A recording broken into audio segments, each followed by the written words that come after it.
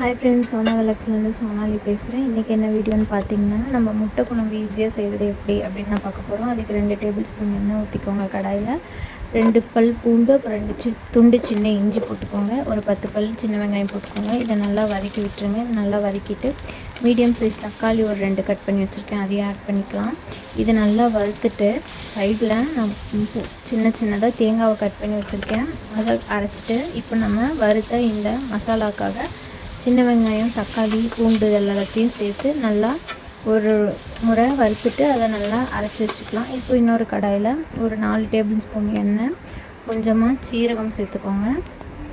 கொஞ்சமாக சீரகம் சேர்த்துட்டு லைட்டாக பெருஞ்சீரகம்னு சொல்லுவாங்க, சோம்புன்னு சொல்லுவாங்க, அதையும் கொஞ்சம் சேர்த்துக்கோங்க. ஏன்னா சோம்பு ஃப்ளேவர் சேர்த்தா நல்லாயிருக்கும். அப்புறம் இப்போது இதில் நம்ம கட் பண்ணி வச்சுருக்க பெரிய வெங்காயம் ஒன்று சேர்த்துக்கலாம். நான் ஒரு மீடியம் சைஸ் பெரிய வெங்காயம் இதில் போட்டுக்கிறேன். நீங்களும் அதேமாதிரி உங்களுக்கு எவ்வளோ வேணுமோ அவ்வளோ போட்டுக்கோங்க. போட்டுட்டு அது கொஞ்சம் ரோஸ்ட் ஆனதும் மஞ்சள்தூள், கரம் மசாலா, அதுக்கப்புறம் மிளகாய்த்தூள், அதுக்கப்புறம் நான் முட்டை மசாலான்னு சொல்லிட்டு கடையில் கேட்டிங்கன்னா கிடைக்கும், அதை ஆட் பண்ணியிருக்கேன். உங்களுக்கு வேணால் அதையும் நீங்கள் ஆட் பண்ணிக்கோங்க. அது 4ஐயும் ஆட் பண்ணிவிட்டு நல்லா கலரி விட்டுட்டு வேக வச்ச முட்டையை 4 பக்கமும் கீறிக்கோங்க. நல்லா 4 பக்கம் கீறிட்டு, நான் கீரையிலையே அந்த மாதிரி கீறிட்டு எல்லா முட்டையும் ஆட் பண்ணிடலாம். எல்லா முட்டையும் ஆட் பண்ணிவிட்டு அதை ஒரு 4 முறை நல்லா வறுத்து விட்டுருங்க. ஏன்னா அந்த மசாலா முட்டையோடு ஒட்டுச்சுன்னா முட்டை வேகும் போது பிரிஞ்சு வராததுனால. இப்போது இந்த முட்டையை நல்லா வறுத்துட்டு இப்போ இந்த முட்டையில் நம்ம அரைச்சி வச்ச மசாலாவை ஆட் பண்ணிக்கோங்க. அவ்வளோதான். இதில் நம்ம எதுவுமே ஆட் பண்ண வேண்டாம்.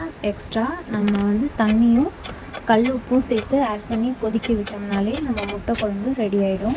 நான் கொத்தமல்லி இல்லைங்கிறதுனால கொத்தமல்லி போடல. உங்கள்கிட்ட கொத்தமல்லி இருந்துச்சுன்னா லைட்டாக லாஸ்ட்டாக கொத்தமல்லி தூவி இறக்கிக்கோங்க. தேவையான அளவு தண்ணி ஊற்றிட்டு தேவையான அளவு உப்பு போட்டுட்டு நல்லா மூடி போட்டு கொதிக்க விட்டிங்கன்னா அப்படி தலைன்னு கொதித்து கெட்டியாக வரும்.